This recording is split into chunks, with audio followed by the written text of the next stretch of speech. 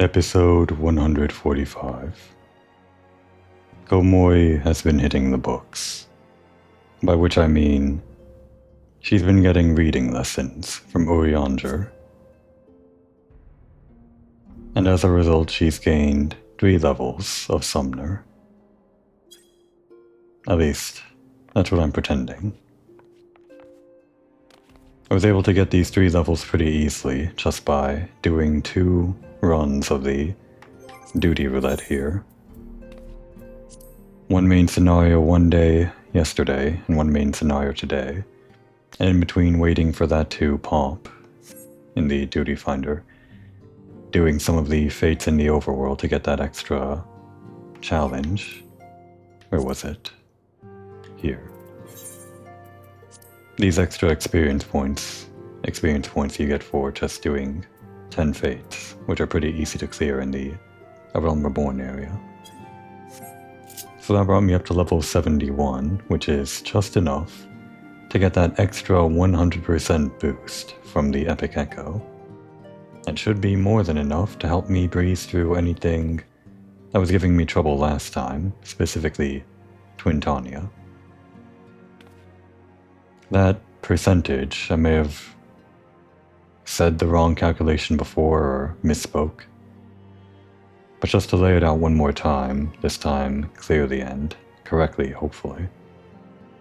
I was previously getting a plus 200% boost from my previous level range compared to the duty level that I was in. Plus 200% means on top of the 100% that you normally have, which is just times 100%. Which means times 3 was the original boost from Epic Echo. Then with the extra echo, the normal echo that you get from binding, what was it? The binding coils of Bahamut. That 30% is on top of 100% again, which means 1.3 times, 3 times, which means 3.9 times your base stats. That's what I was working with last time. With the Epic Echo's extra 100%, the plus 200% became plus 300%, which means 4 times your base stats. Multiply the 1.3 times from the normal echo, which means 4 times 1.3 becomes 5.2 times your normal stats. That is a 3.9 times versus a 5.2 times, a pretty significant increase. On top of that, I'm also wearing some gear that is significantly better than the previous, if we compare item levels with this. This is what I was previously wearing. And this was a pretty high-end level 60 thing, compared to a pretty high-end level 70 thing. Not the highest end of level 70 that I bought here, because that would be too pricey on the market board for me.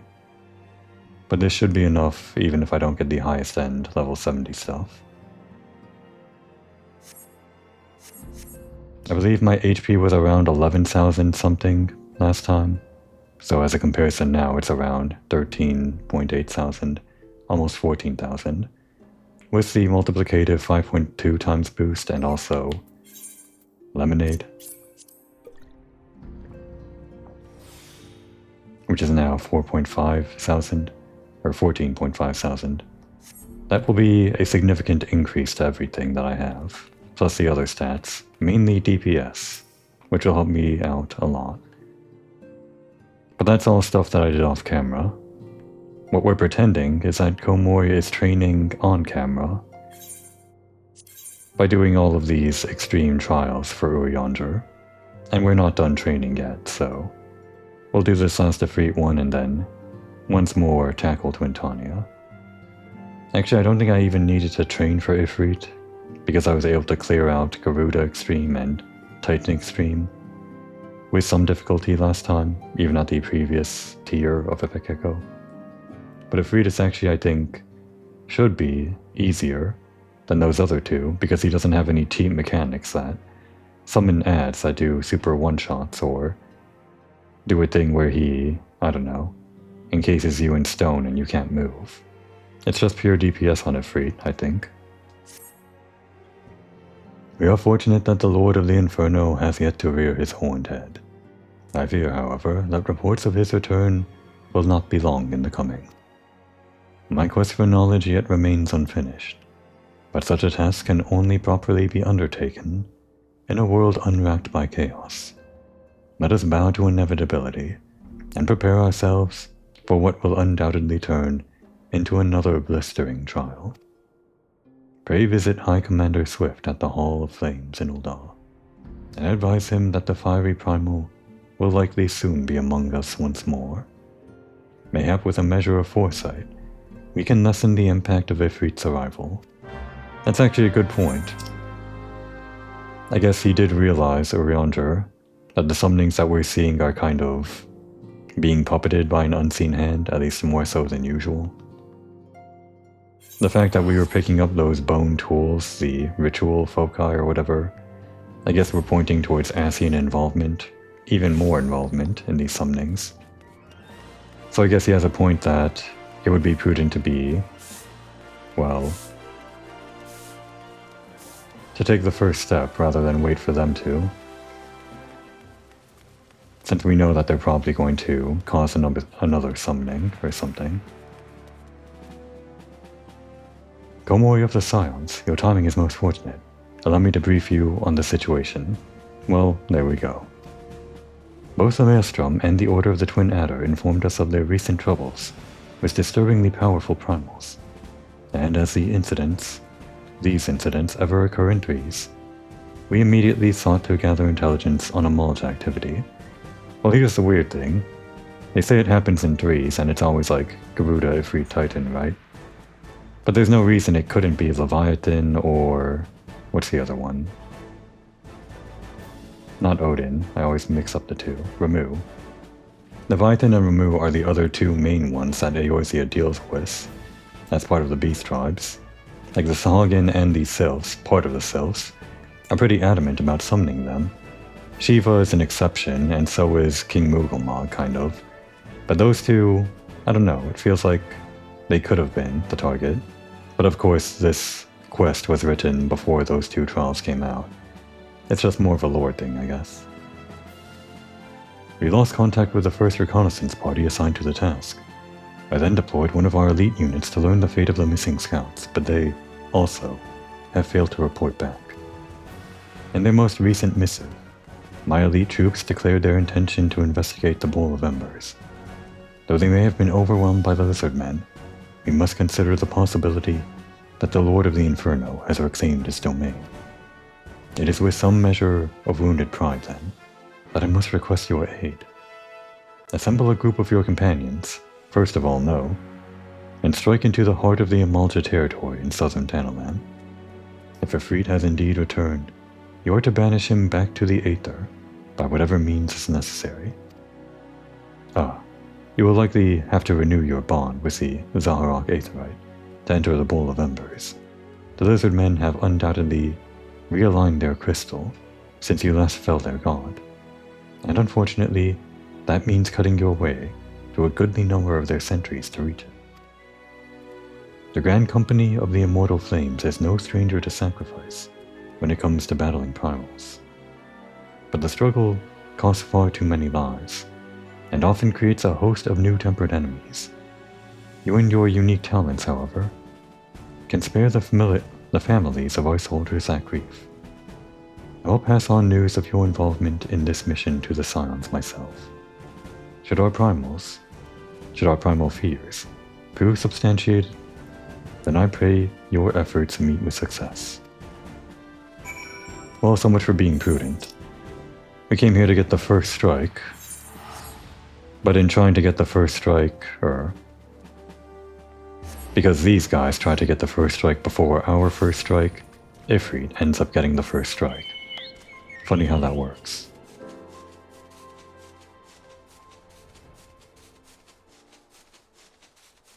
At least they're trying to do something. It's not like they can rely on one person forever, right? They should get other people with the Echo in their group, other than the Warrior of Light.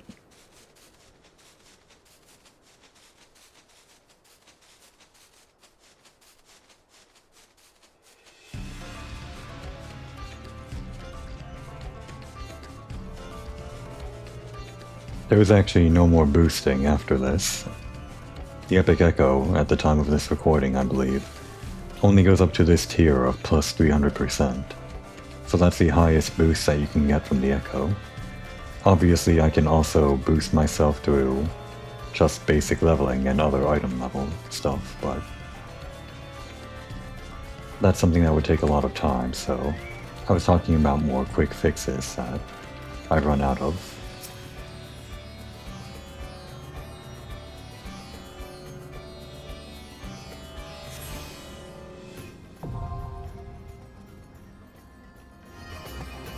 Alright, no allies. Other than, of course, our only ally, as a summoner, PP. Are you absorbing a lot of power, PP? You grow nice and fat and strong from all that ether. I want a fat carbuncle summon, like a fat chocobo. If they're not going to give us any other summons, give me a fat carbuncle.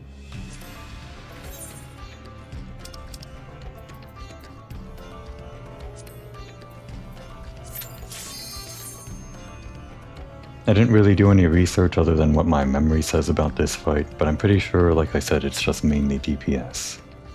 Mainly on a bunch of nails that he summons and other, I don't know, same tactics that he had in the hard mode.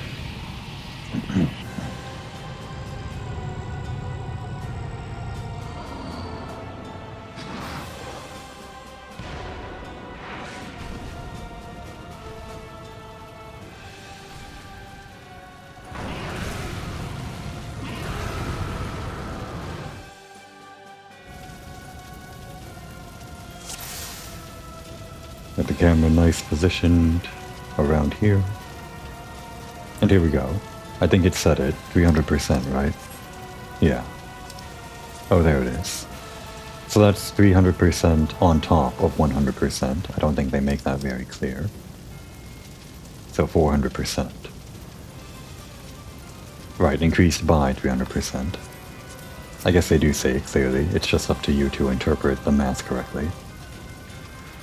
Alright. Kill.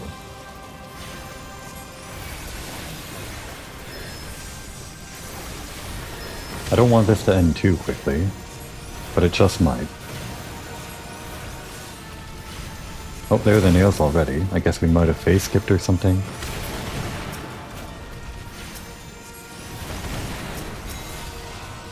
What's this debuff? Searing Wind, White Hot Embers, and scorching those nearby. It seems like it's a thing that affects your party members mainly, but we don't have to worry. And Suppuration, less HP, which I guess is a problem for a tank, which we are kind of, but not really.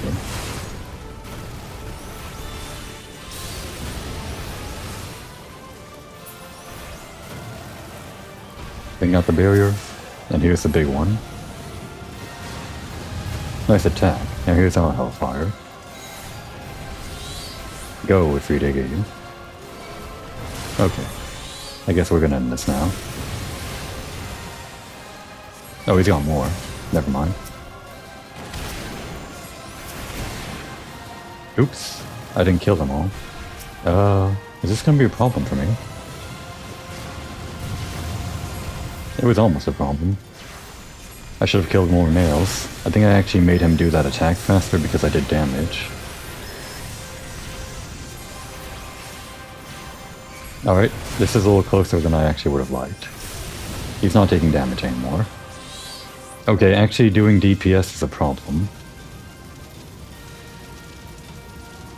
Let's just say Komori is still in the middle of training.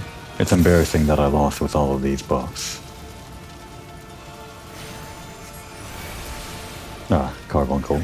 Every time. As soon as the nails come out, I guess I'll just stop DPS.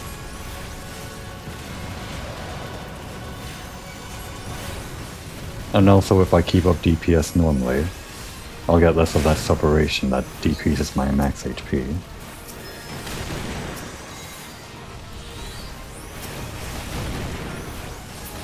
Alright, no nails. Back to DPS.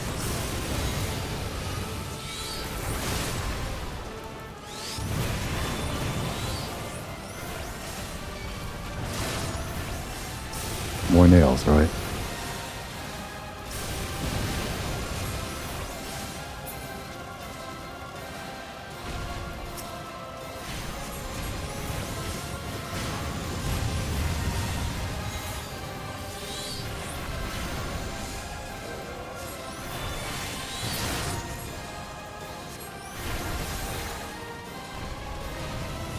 Doing it again. Where were the nails? Did I miss them somehow?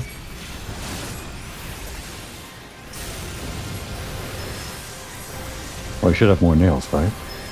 Yeah, he stopped taking damage, so...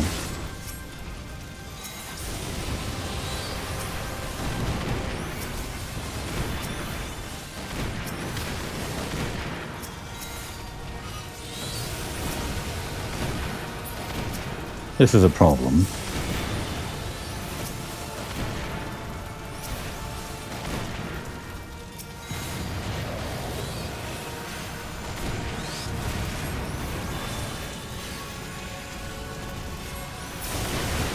Damn.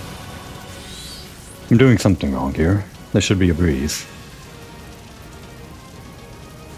Did I maybe skip too much of that one phase? Like I need to let him summon nails so that he doesn't do the big attack that second time. I'm not even getting the normal echo because I'm not lasting 3 minutes. I could easily last 3 minutes. Right, carbuncle. Every time.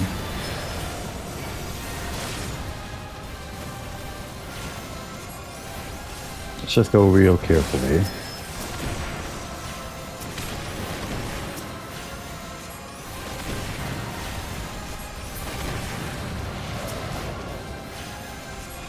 I'm actually going to save my eggies for the next round of nails.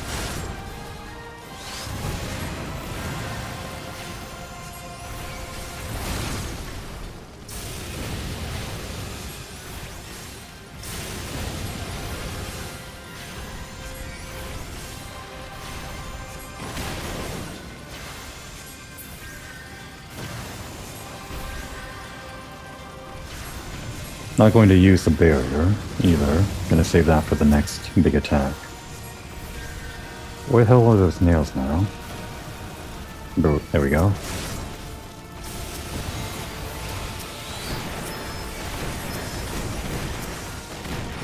Oh, those give me vulnerability. That's annoying.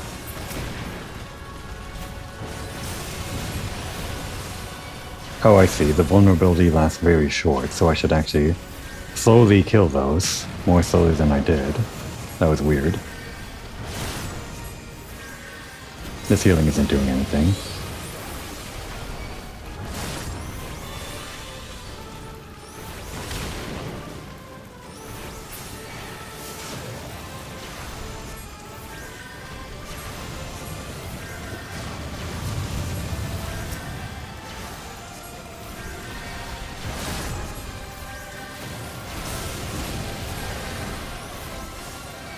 The problem here is that he becomes invulnerable.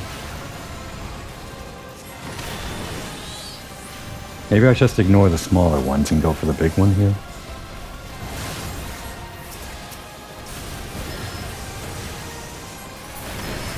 Are we good? No, we're not. Well, that's annoying.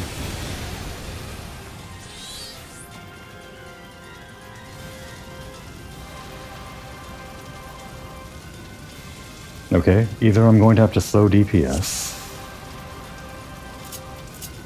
or get the actual echo to help me out, which means even slower DPS. Carbuncle.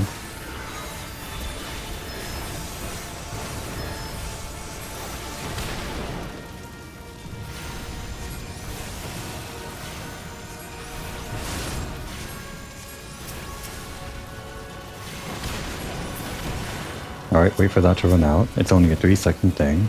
That's down. Wait again. Get this out. We don't want to get separation up. And there we go. Back to DPS. Separation we can maybe deal with, but it's a vulnerability that we don't want for the big attempt. Again, saving the barrier, I guess we can add on. Oh, if I was actually targeting him, we could've.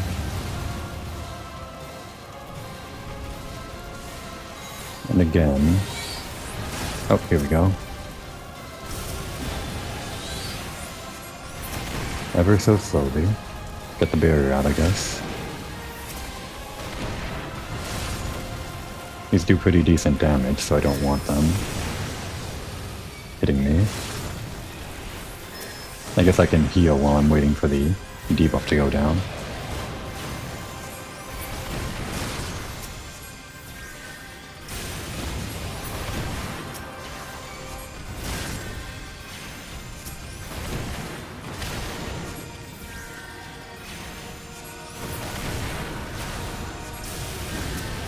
Somehow this is going worse than before.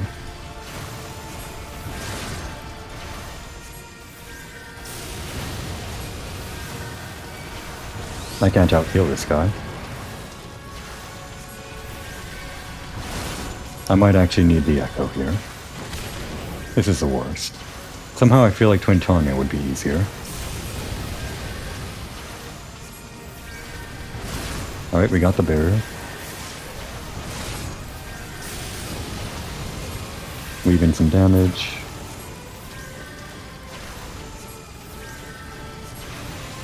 And we still have that third round still.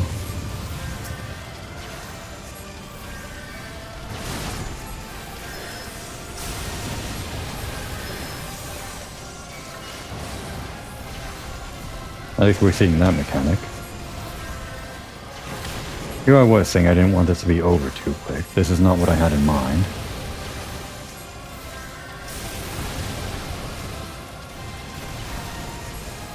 Come on, bring him out.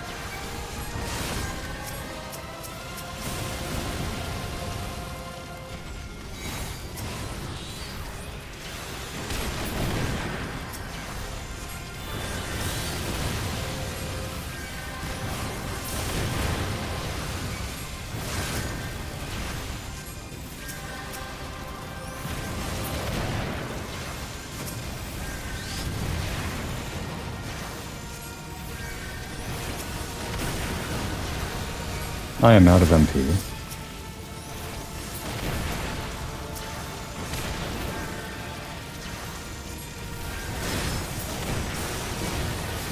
Barrier didn't activate. Great. I'm going to have to actually farm the echo again. This is why I leveled up, so that I could get the extra echo, but... this is not working out.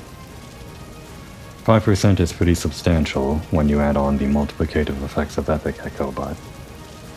I fear I am actually going to have to pause the episode here, just like last time, while I farm the echo. I thought I was done with this. I guess not. We'll see.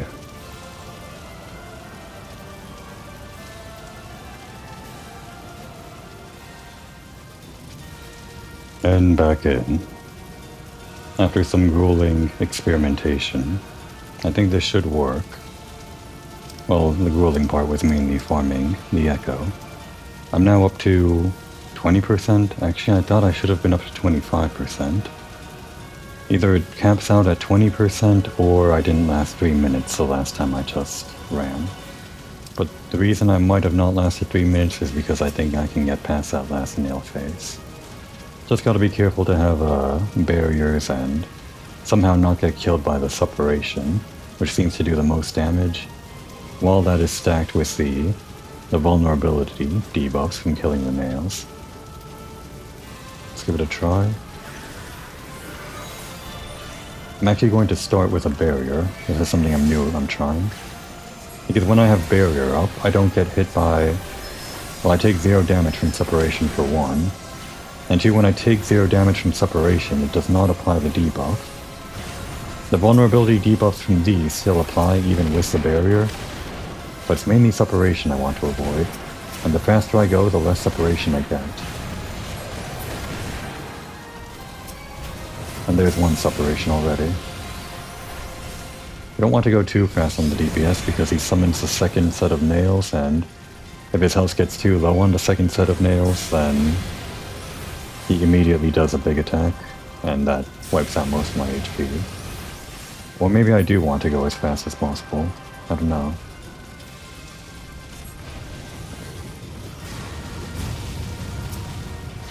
Was that the second attack or what? No, that was the first one, right? So now we're waiting on the second set of nails. There they are. On this one I just want to go as fast as possible, I think. Despite all the Cheeto Puff debuffs or whatever, if we kill these quickly, we get less separation, and that's the main thing I want to avoid. And now the vulnerability is gone. I should have put up a barrier, that's fine. Get this out. Do some damage. And then some healing. Barrier's gone.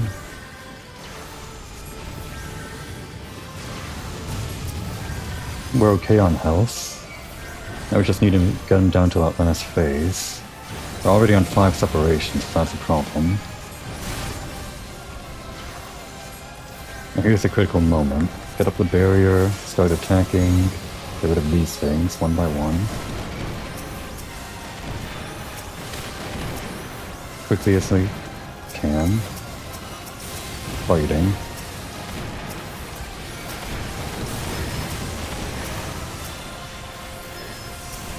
Just want to get him off our back as quick as possible.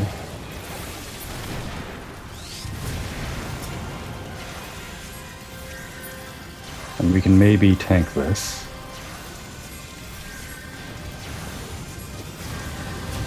Alright, we did. Now we just gotta kill. And there we go.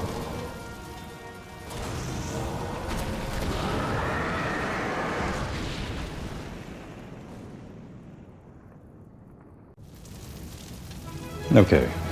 I said it was mostly DPS on this one, and I was technically right, because the big problem was actually Ifrit's DPS. He gets crazy damage with the combination of vulnerability and separation. Ifrit was born with the strength of 1,000 raging infernos, and yet you vanquished him. I can offer you naught but praise, bringer of light. Finally talking to us, huh?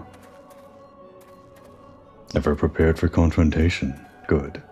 Those instincts serve us well. Serve us as well as they serve you. What meaning hides within this constant pursuit of ever greater strengths? Well, to kill Twintania for one, and eventually Bahamut. Have you paused to dwell on its significance? However you might choose to justify your actions, it seems you have tested the very limits of these 3 primal avatars. How very fun that they're talking about testing the limits of our strengths. Well, that's what we're here to do, just so that we can kill Twintania.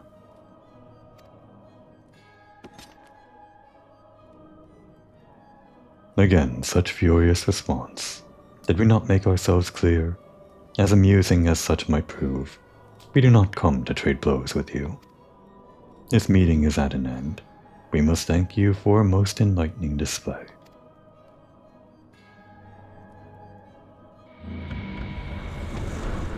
But more power is a good thing. We have learned much. The destiny we seek draws closer, ever closer.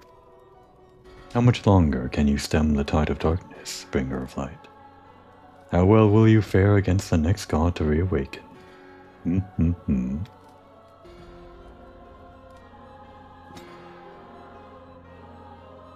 I don't know what they're talking about.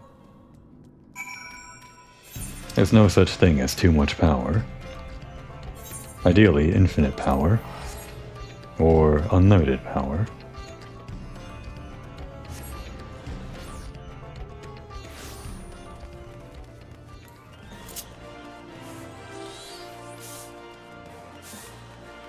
That was more of a pain than I thought, but I think I can still get to Twintania this episode, like I planned.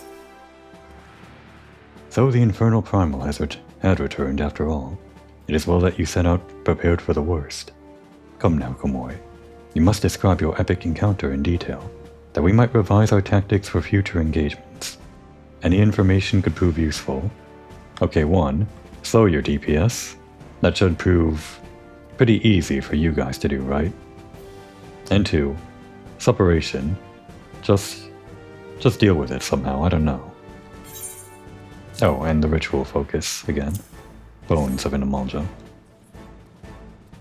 Well now, this is an ominous relic. While the Amalja are known for their barbaric trinkets, I sense something is different about this one. I see. So it is the third such object that you have discovered within the domain of a primal.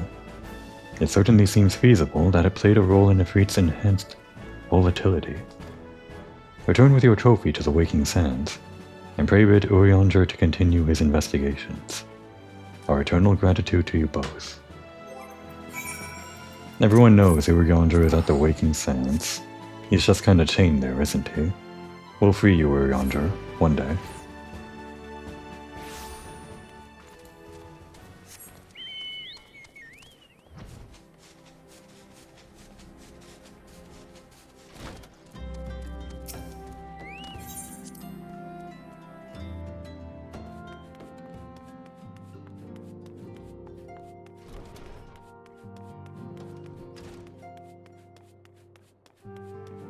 Urianger, it was a pain in the ass, but we did your quest. The report from the immortal flames has flown before thee. Dost thou return once more, bearing a curious tool of ritual magics? How did you know?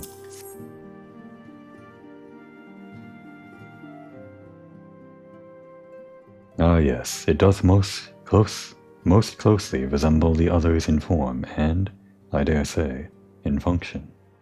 The bone is, of course, Amalja in origin. But why? The servants of darkness revealed themselves to thee.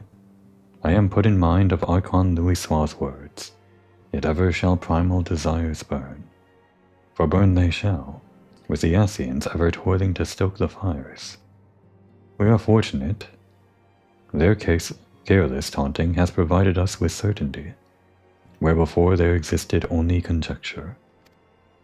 It is unfortunate, however, that thy actions serve the Ascians' purposes so well. Whenever thou slayest our primal foes, the beastmen seek to raise ever more ferocious gods. And now it seems, their ceaseless ambitions are answered only by living sacrifice. Each ritual object thou didst recover is a manner of focus, a tool fashioned from the bones of a willing worshipper. These foci contain the vast aetheric power generated by the fervent prayers of a beastman zealot in the moment of his death. This power was then poured into each primal during the rite of summoning, thus giving rise to the augmented avatar thou didst engage. To free us from the threat of the primal's intrusion, we must needs discover an escape from this endlessly escalating cycle of conflict. Such an answer will not, I fear, be readily attainable.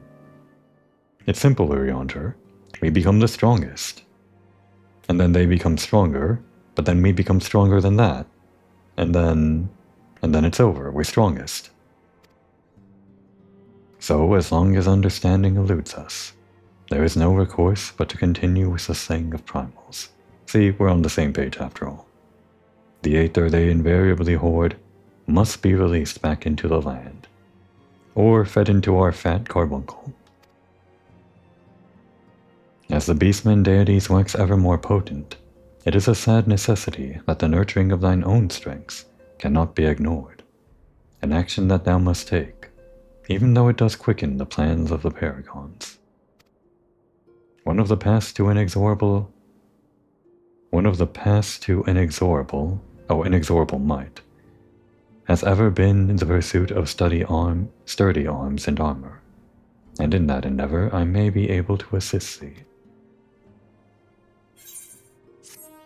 Okay, and now we can say that Urianger helped us learn to read better, because he's offering us to get armor or something.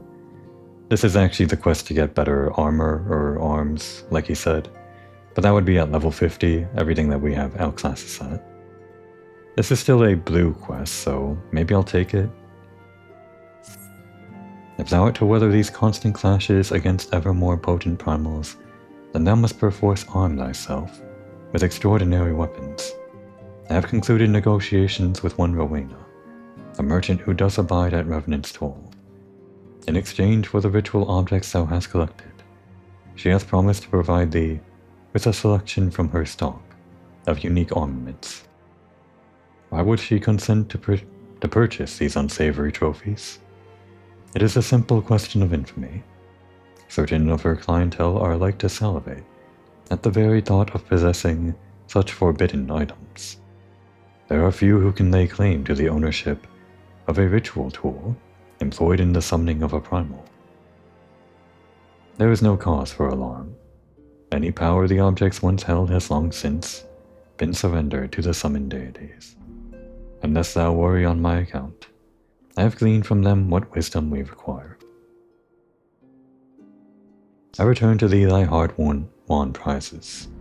Heed thee to Revenant's toll in Mordona, and see them swiftly into Rowena's hands.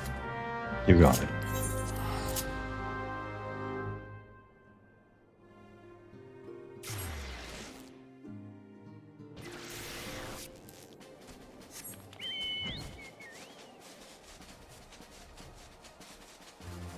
This might have been the first time the player was directed to meet Rowena.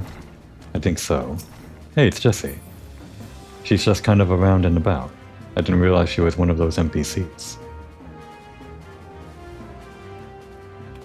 Well, Rowena, do you have it or not? Come on, help Jessie out. She's good for it. No? Okay. Greetings, adventurer. So you're the one that has hopes to trade some primal curiosities, are you? Orianders guaranteed their authenticity, so why don't you let old Rowena here have a look at these ritual objects of yours? Sorry, Jessie, we kinda cut in line here. She's waiting for us, though.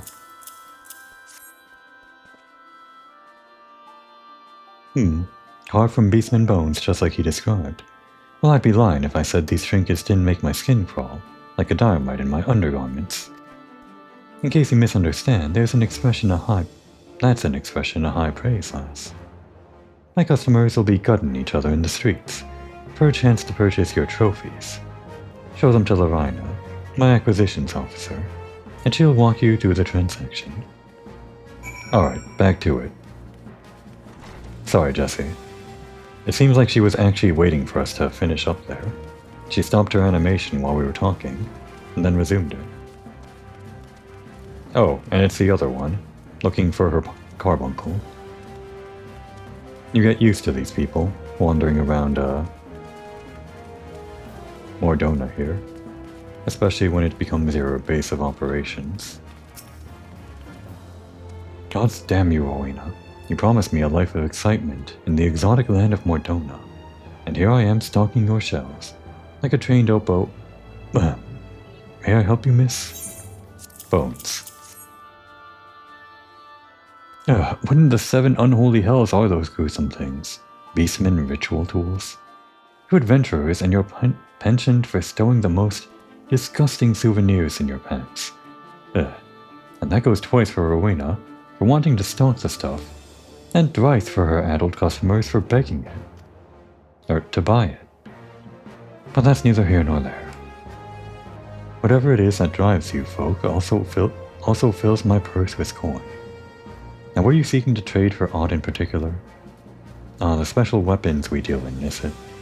Here, take a few of these tokens and you'll be able to exchange them for any arms you fancy. If you're one of those completionist types, thank God not, then you'll no doubt want an entire armory of those things. Just bring me another set of those stomach-churning ritual tools, and I'll see you rewarded with more tokens. Best hop to it. Rowena's token. We turn them in here? No. Now it becomes a repeating quest after we kill the primals, but we don't have to accept those. Token exchange. When I do open shop, I intend to have all manner of exotic wares ready for sale. However, procuring such goods has proven to be more difficult than I imagined. Return later. Oh, it's not actually open. And perhaps I'll have figured a way out of this conundrum. Who actually exchanges then? Rowena's token. So we have 3, that's enough for 1 weapon. What's the summoner look like? Over here. Omnitome.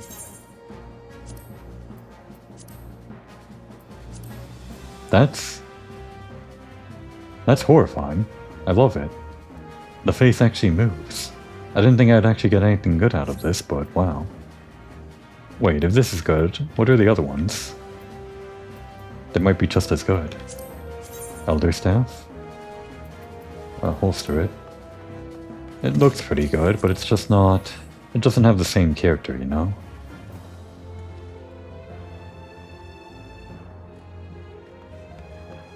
It's pretty. But no. And what about our other one? For Gladiator. And I guess it comes with a shield. Oh, one of 2 shields. Interesting. I guess that one doesn't actually go with the sword. This one... Wait, neither of them seem to go with a sword. I guess this one maybe? Yeah, actually, I guess this one. It's closer in color anyway.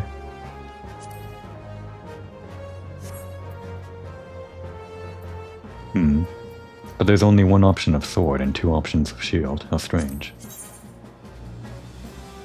Well, we don't use shields anyway. Yeah, let's get that book. That book is actually pretty crazy. I did talk about making a Necronomicon, offhandedly, just as a joke. A little bit of light RP. Maybe this can be our Necronomicon. Not that. This.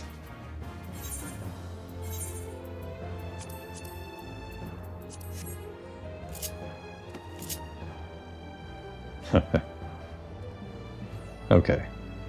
But not right now. Maybe later. Once I've got the glamour sorted out and everything. I'll just put that in my chest later, but... Right now, back to Wineport. Don't have to be in Wineport for this, but that's where we were taking on entering the Corals of Bahamut. So I should have enough time to take on Twintania before this episode ends, I hope. Unfortunately, this ended up being mostly Urianger and Ifrit, and actually last episode was the same. But this time should go well. This time I don't have to farm for actual echo from Ifrit. Or echo from the boss, like I did with Ifrit. This time I just need the basic stats that I have right now. Like I said, it changed from 3.9 to 5.2 times. On top of the extra stuff that I got from the item level and everything. So now my HP is at a whopping...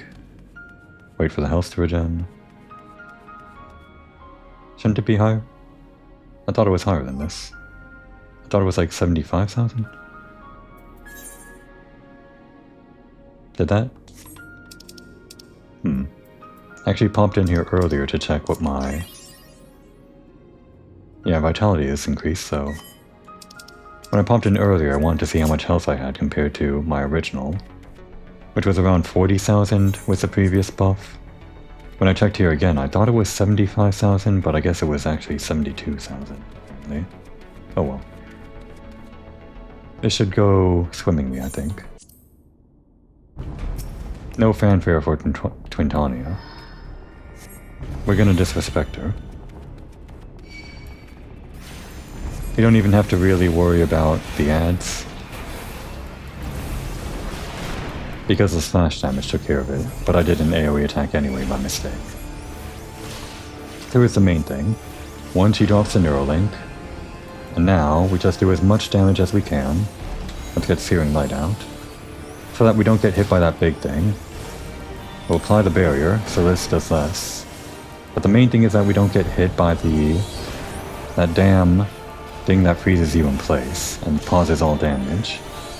Since we've gotten her now down to 50%, that removed her ability to do... Damn, I got hit by that. It removed her ability to do the... Well, it skipped the phase, is what I'm trying to say. Since it skipped the phase, she can no longer do... that attack that pauses you in place for the rest of the battle. Now we're in the add phase, where she just disappears for the entire... well, most of the time. Get rid of these guys. I don't really know the actual order of operations you're supposed to kill these guys in, but this works. Just kind of get rid of them.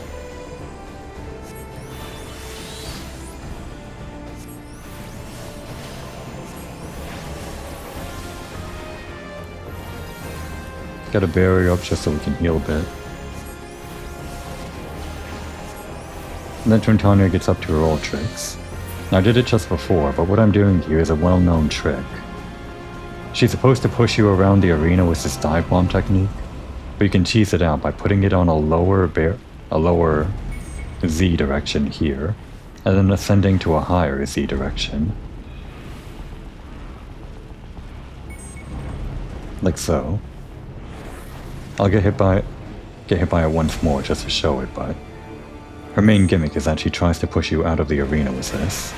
And it's kind of hard to do that, or hard to avoid it every time, because it's hard to know where she's coming from, or at least I don't think it's predetermined. It might be predetermined, actually. But that was the cheese strat. Now that we're here, she's supposed to give you time to clear those ads before she comes back in with a big attack or something like that. And you're supposed to survive using these Neuralinks on the ground. These... 1. Decrease your movement, but mainly decrease damage dealt and HP recovery. But also, well, that's two ways, is what it's trying to say, I guess.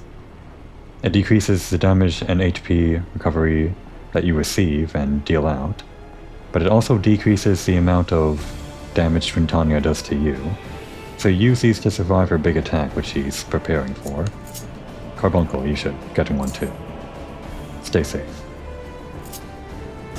And the other thing is that you use these to survive her tank busters, the death sentence, which come out every 30 seconds or so. Something like that. Anyway, now that we're here, we just have to DPS her down. She does have a phase where she kind of like... well, one, there are these twisters, which kind of push you out towards the edge of the arena, and then this thing, which instantly kills you, but we instantly killed it. We should be able to skip the phase where more of these instant kill Dread Knights come out, by just DPSing her down now. I was actually just slowing DPS a little bit, but I'm not really here to see all the mechanics like I did last time, or like I was trying to do last time. Just here to kill now. This last thing with Hatch I can't really explain too well because I don't really know how it works. I'm just killing her. And there, that's all we needed. All we needed was the damn echo.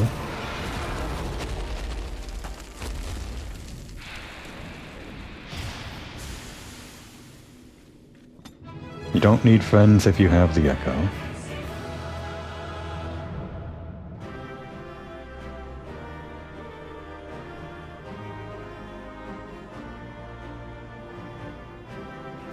Alright, where to?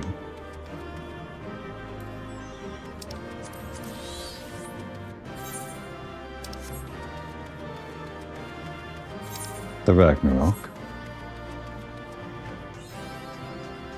I think the Ragnarok is a recurring thing in Final Fantasy, like the entire series. I could be wrong. I only know of it from this game. That's the Ragnarok, I guess. Or we're standing on it. Or was the entire thing the Ragnarok? As we descended the entire thing? I don't know. Alisei might explain it to us. We kept Alisei waiting, huh? She must be wondering what we were doing after we left the bottom floor here for like days on end to help out Urianger. I like to imagine she was just kind of standing down here, waiting, watching. Twintanya, just sitting, wondering where the Warrior of Light went. And now we're here.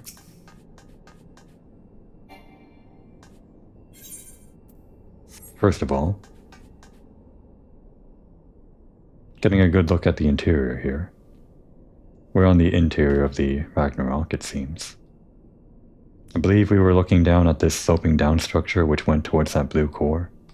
This is that blue core, or the part of the structure, I think, that was just below that blue core, sloping upwards towards us, if I have the architecture right.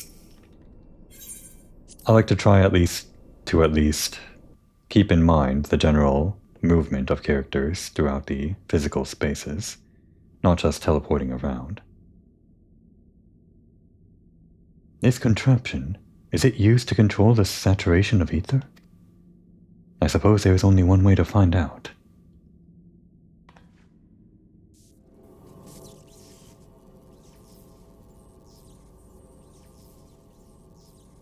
The dragon you vanquished earlier. Doubtless you noticed the peculiar contraptions around its neck.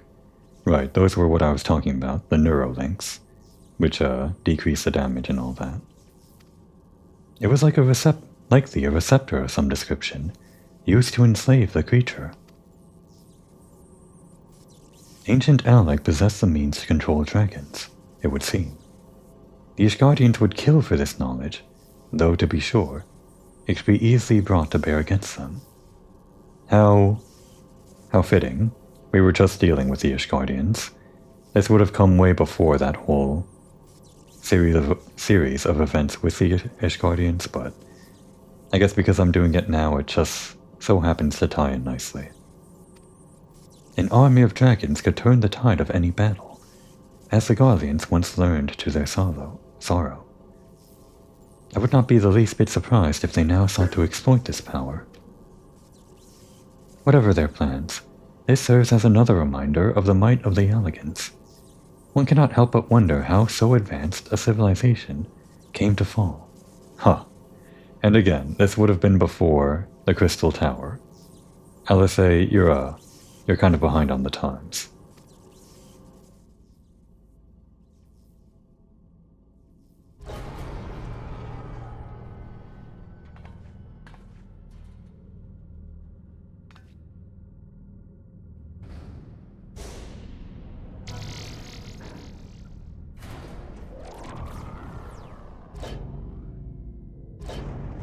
It's like the inside of my graphics card. Not really. My graphics card isn't this flashy. Although I do have a pretty good one for rendering videos. And VR. Gods be good.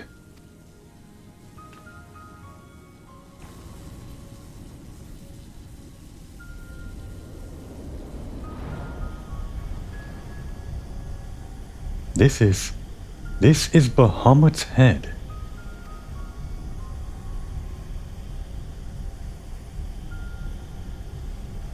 We came here to kill Bahamut. I guess it's already dead. Kind of. Not really. Maybe. And that enormous crystal. It pulsates as if it were a heart. Then the primal that had awakened. Was Bahamut all this time? Yeah, I guess we weren't supposed to technically know that. This would be the big reveal. But, anybody that was doing these raids from day one knew that they were going to fight Bahamut eventually, right? No. No. This cannot be true. This would mean that grandfather died for naught.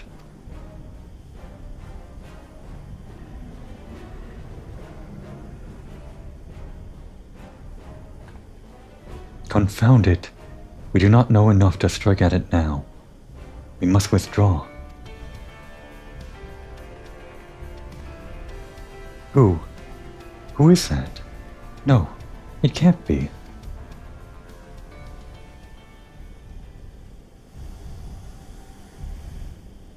Grandfather, is it truly you?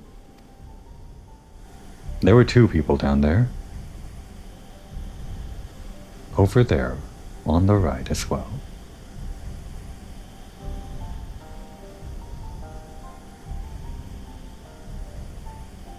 I know Louis was probably the bigger deal, but...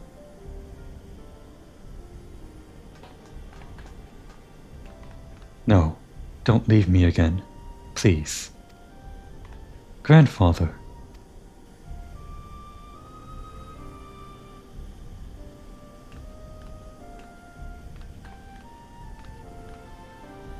Louis Vuitton himself.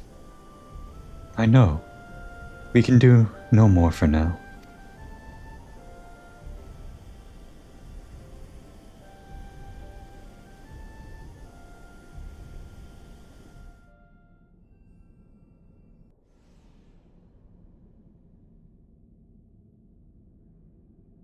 Okay, but we don't have to leave yet. We can just kind of, admire, right?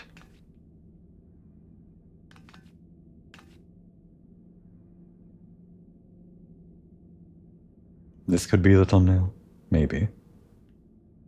Do I maybe want to pose Komori a bit better? I'll probably use the thumbnail from the cutscene itself. The big reveal and all that. But just in case. Give us your best, I don't know. Give it a Manderville.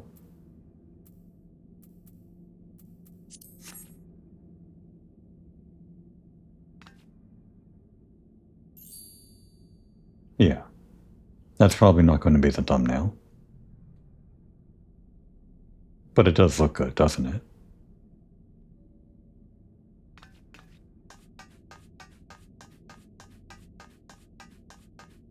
So what is this place exactly? I mean, obviously, it's a facility for containing or whatever. It does something to the head. And around the neck, I'm realizing they called out the thing around Twintania's neck as controlling Twintania. Must have been like a way to foreshadow for players what exactly is going on here. The things orbiting around Bahamut's head or neck, whatever is left of the neck, those little fragment things, I can see that they're meant to be, or I imagine they're meant to be, the same thing as Twintania's necklace. It just looks similar. And maybe zoom out for measure, for scale.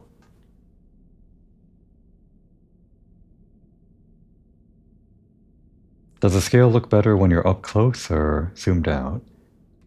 I guess the immediate area around you seems bigger when you're zoomed out. But when you're up close like this, you get a better sense of how big things are compared to you, like, in the distance, I think. At least that's how it feels. When you zoom out too much, it feels like it destroys the illusion, I think. Alright, we're done here.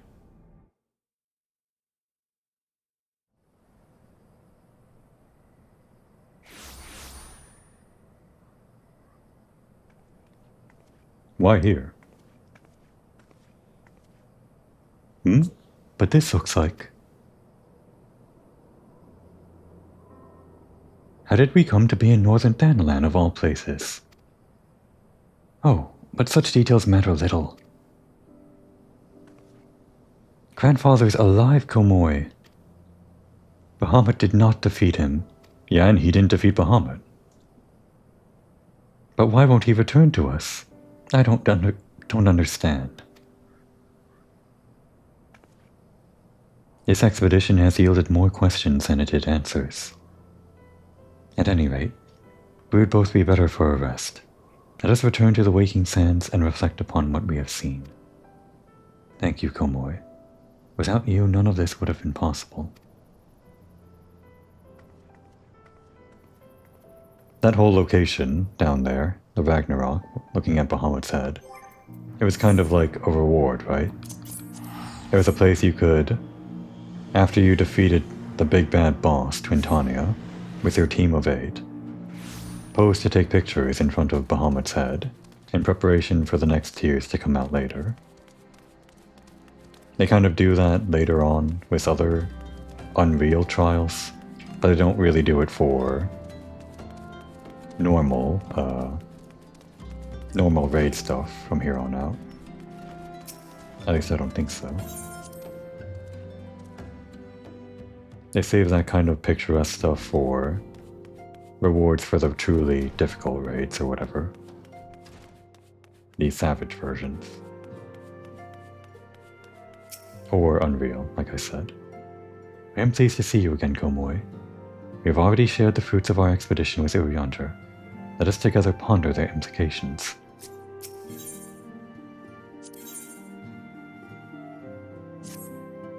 Full glad am I for thy safe return.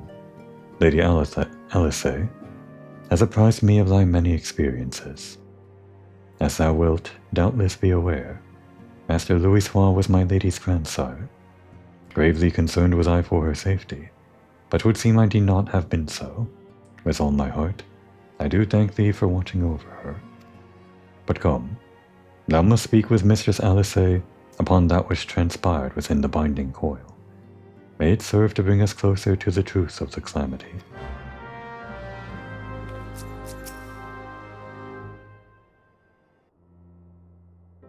Shall we begin then?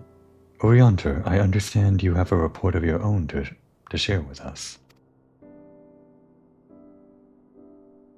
Aye, my lady. Even as thou didst emerge from the depths, an etheric disturbance betokening primal activity was observed. In Mordona was it marked first. By comparison of time and magnitude, we have since deduced its origin, the Carteneau Flats. Strange. There have been no reports of primal activity in that region. It could only have been Bahamut. That would certainly explain how we came to be in northern Danalan. Somehow the cavern took us all the way from Vilbrind to the heart of Aldenard. It would seem so, my lady. What, like thousands of yalms down? And then it took us to Aldenard somehow? I don't fully understand it.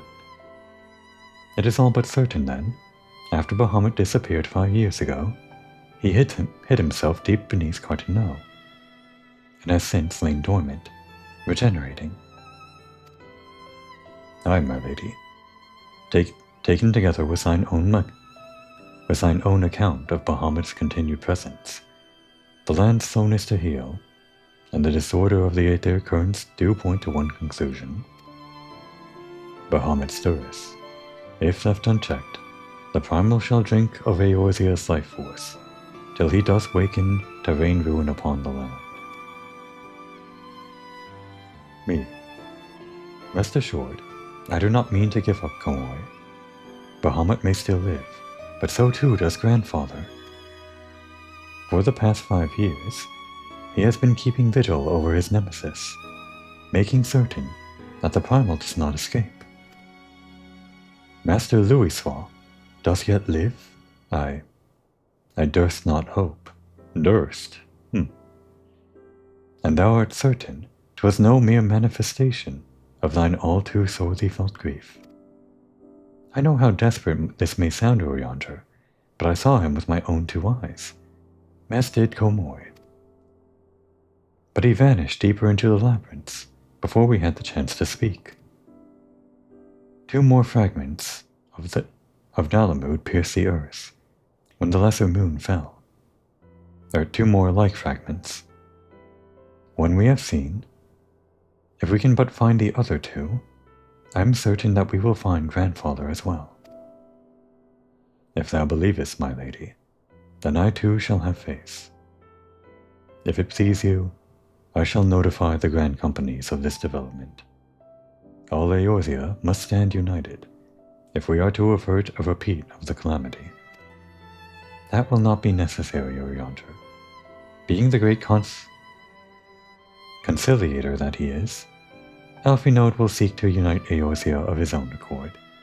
If rumors are true, that endeavor is already well underway. Alphinaud, Elisay, is so far behind on current events. She's been down in the depths too long. We already have the Crystal Braves, that's what they're alluding to here. So let us leave the diplomacy to the diplomat, while we continue our own investigation of Bahamut. I swear to you, no matter what it takes, we will find my grandfather and uncover the whole truth of the calamity.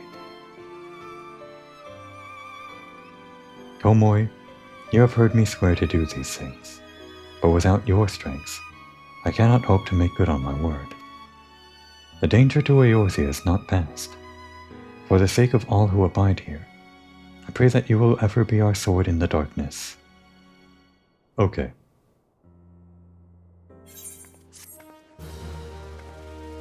And off she goes.